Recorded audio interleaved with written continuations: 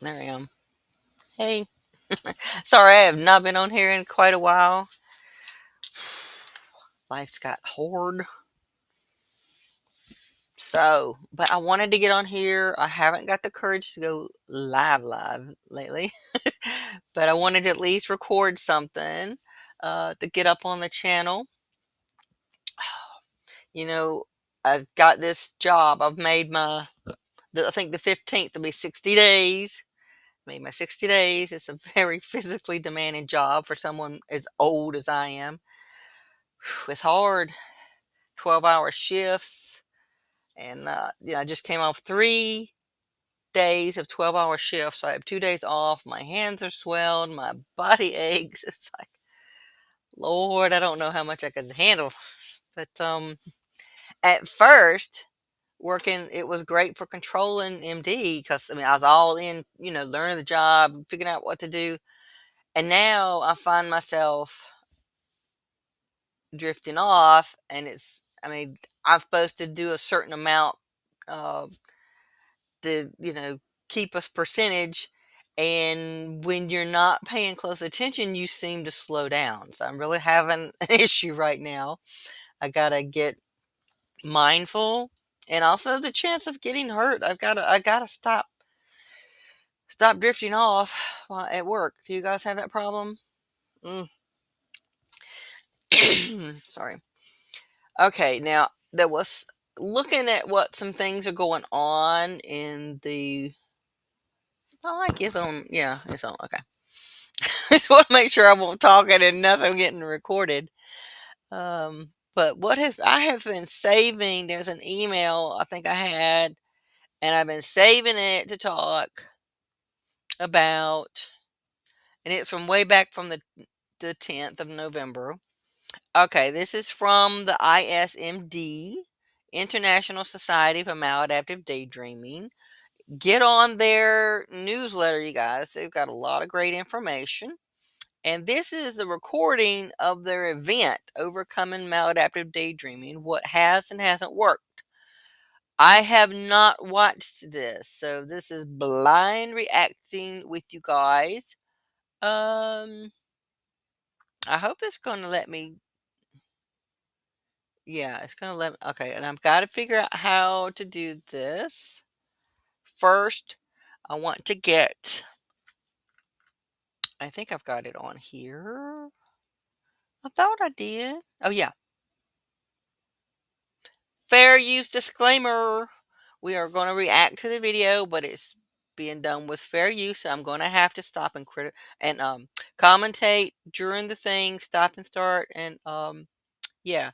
So you have been disclaimered. Okay, so I'm going to see if I can get my screen share on here.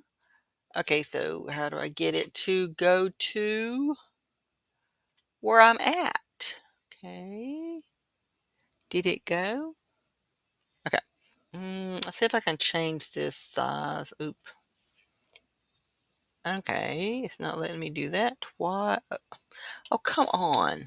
Why is it not letting me change the? Hmm. About the Alt key? Nope. Shift. I thought it was Shift. How do you make it a different size? Can I make it full screen? I'm just gonna make it full screen, and I'll be off of here. Um. Hmm. It's still.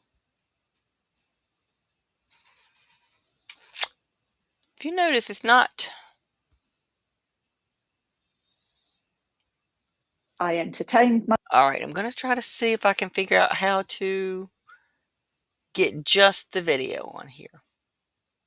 Sorry, guys. I am very out of practice.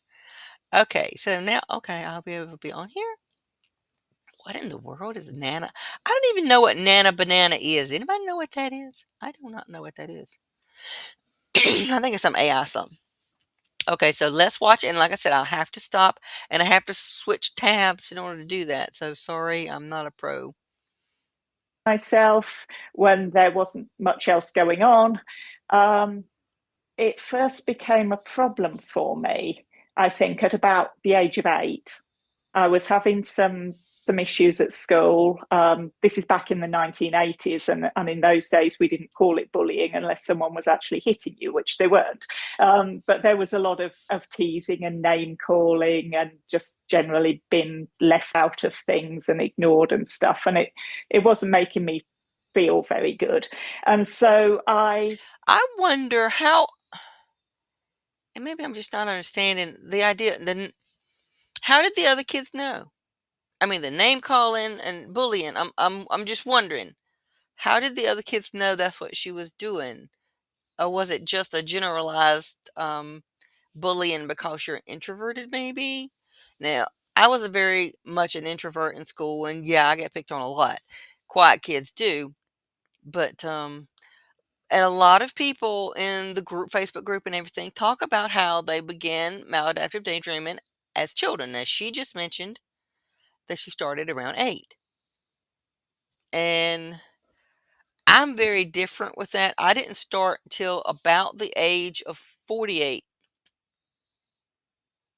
So I see it as a very different type of disorder from me. It started during menopause, and some people say it starts during teen years. So I think hormone changes have a lot to do with that. Was one of my theories, is when your hormones change your brain chemistry.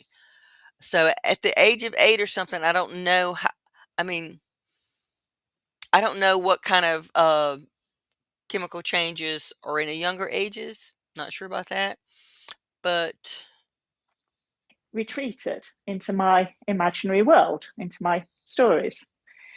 And I stayed there for about the next 10 years. Um, and things got a little bit better for me about the age of 18 when I started at university. I was doing a little bit better for a while, but unfortunately, it was fairly short lived because towards the end of my first year in university, I had my first bout of depression, which was something that I was then going to suffer with on and off for the next 30 years or so. mm, Um, and for anyone on the call who's ever experienced depression, you'll know it can just feel like you're wading through treacle sometimes. You have this huge, overwhelming sadness and just this emotional pain, and you just want to escape from it. And my mind has this built-in escape mechanism. I can take myself off to my imaginary world, and the depression would just not be there for a while. And it became a coping mechanism, and a valuable one. I mean, there were times when I'm absolutely certain it saved my life, but yeah, a lot of people say that, it's coping mechanism that, you know, helps you function day to day sometimes. But our goal is to find ways to heal whatever's going on in your life, the depression or whatever. Heal from that through therapy, medical intervention, whatever steps you take.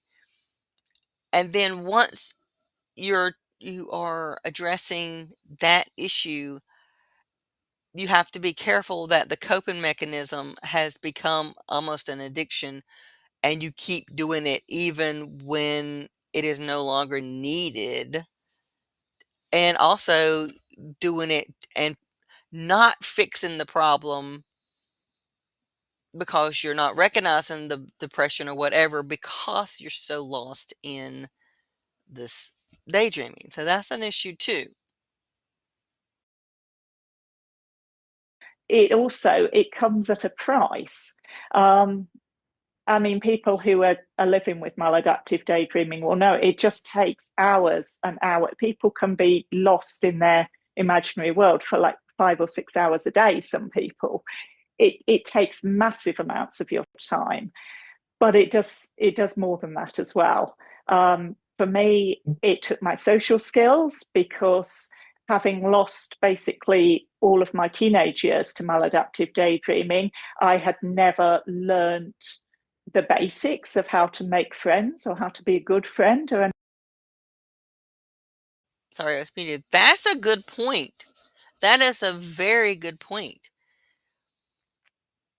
You and also I think our modern online generation is causing that too for a lot of younger generations.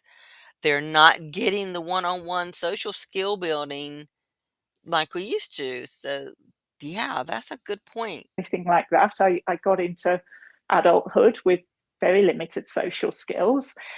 And I think the bigger thing it took from me actually was motivation, because why would I make the effort to try and achieve something in real life and put a lot of time and energy into something when I could have something even more exciting and more vibrant in my head right now? Wow. There was Mm, just no motivation to wow. do anything. And so I just kind of drifted through life, and I did okay. I had times where when I was fairly functional. I did manage to graduate from university. I got married. I raised three children. I've always been able to hold down a job, but I was just kind of drifting and not Yeah. really feeling like I had any sort of meaning in life until when I was 46 years old. I just sort of a chance Google search led to me discovering that maladaptive daydreaming is an actual thing and other people Yeah. do it. And I'm throwing my age in there deliberately because I want everyone on this call to know that there is no time limit on when you can heal from this. I discovered what maladaptive daydreaming was at the age of 46 and I healed at the age of 49. It is never too late. That's good that she said she's healed. I'm looking forward to hearing how. Of course, I don't this is a lot longer video. I'm probably not going to get through it all in one time, so we're going to take it at maybe do a couple to get through this, but yeah, maybe there's still hope for me. One of the advantages I had being older when I discovered that this was a thing was that I immediately saw the connection between the maladaptive daydreaming and the depression. I could see that in the times in my life when my depression had been really bad, my maladaptive daydreaming had been really bad too. And at the times when my depression was a bit more manageable, then I was also able to better control the daydreaming. And so that kind of put me in the mindset that you don't fix maladaptive daydreaming in isolation. You have to look at it in the context of your whole life, and even in the context of your whole self as well. You've got to kind of try and fix all of it, because for most people, I think maladaptive daydreaming begins as a coping mechanism. There's something in life that's not quite right. Now, this also people who are watching, because there are people all over the spectrum of mild to worse. How do I say this? And what she's describing is what the majority of people in our group describe. But there are a few, like myself, who have a different story. To where maladaptive daydreaming was not, to me, a coping mechanism. It, like I said, I believe it came on due to brain chemistry changes in hormones during menopause because my real life was better than this daydream world. So to me, it was more of intrusive thoughts brought on from worry. Worst case scenario would play out in my head and I couldn't turn it off. I've described it as like someone sitting you down in a chair, tying you to the chair, and forcing you to watch a TV of yourself living through the worst things that could possibly happen. All your fears. So, but I still consider it maladaptive daydreaming because your brain, like this horrible scenario will be going on, and then my brain will tries, I don't even know how to describe it. It tries to mold the daydream away from the negative and into something more positive. So you end up with this huge storyline starting at the worst possible and then rolling into trying to get to a happy ending kind of thing. So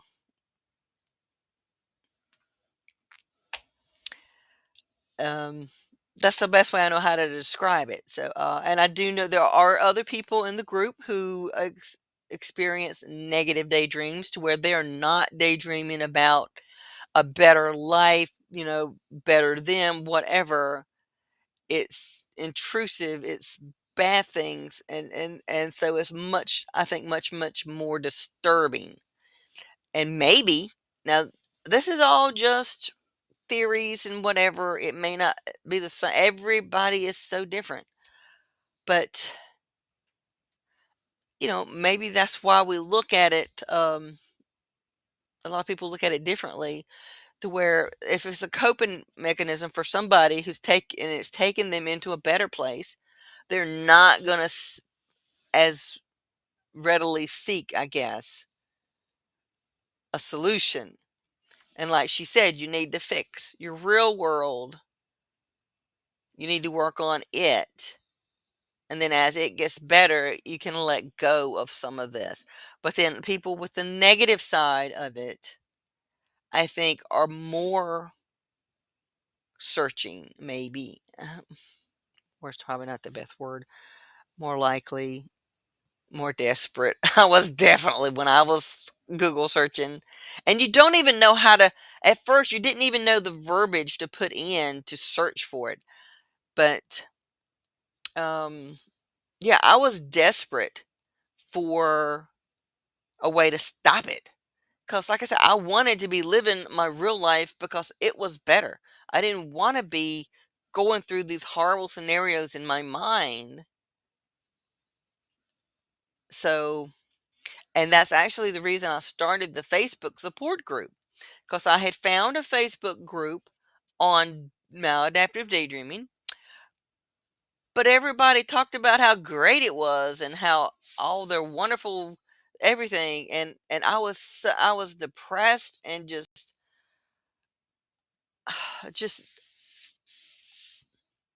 I don't even know like words escape me this morning, at my wits end, desperate. I was desperate for help. I wanted this to stop. And so, okay, so I started a different group for support, and I put in the rules. Do not encourage people to stay lost in daydreaming. That's one of the rules. Um, because we want people to live their best real life, you know.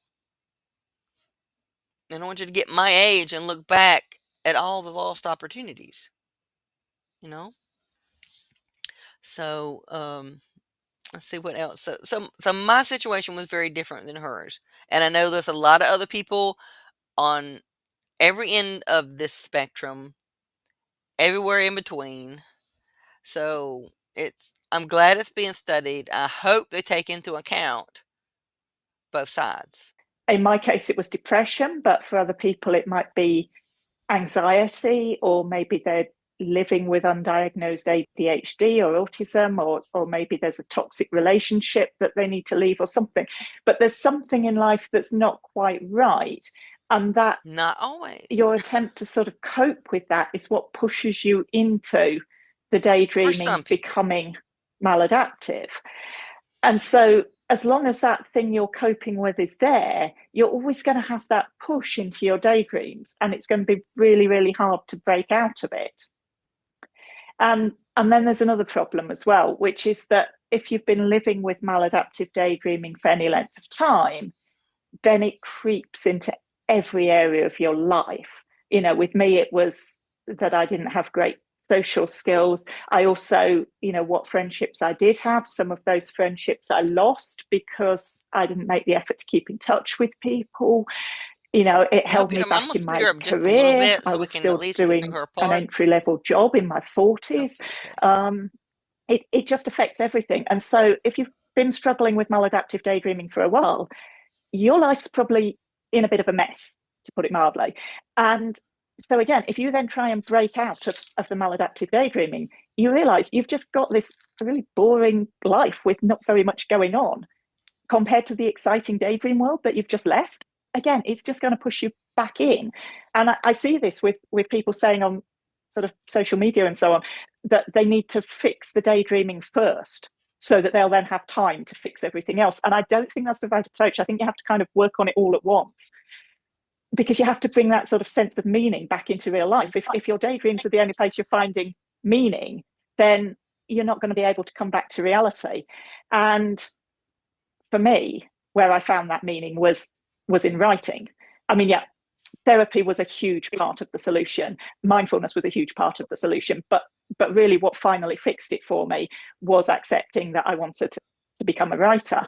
And I'm not saying, I know Jane said it's really common in maladaptive daydreamers that we become writers. I don't think we all do. I don't think the fact that you have stories in your head necessarily means that you're meant to write them down. But for me, that was the solution. I did need to write.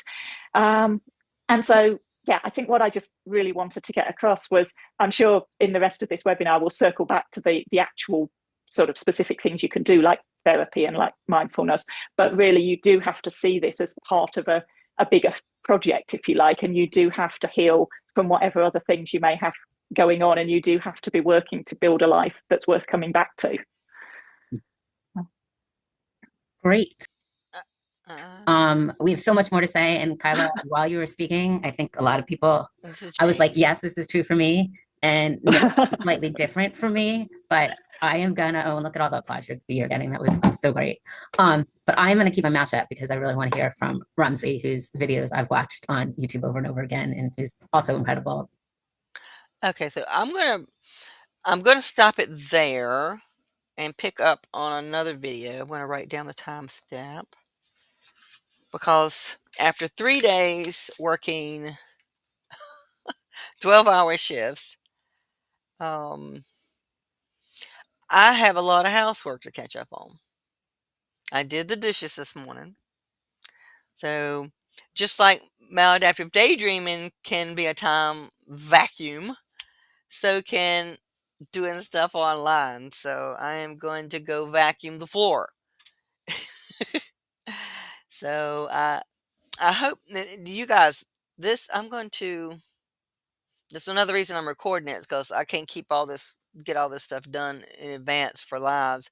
But I'm going to put the link to this webinar in the show notes, or below what the description, so you can go there and, like I said, sign up for their free newsletter.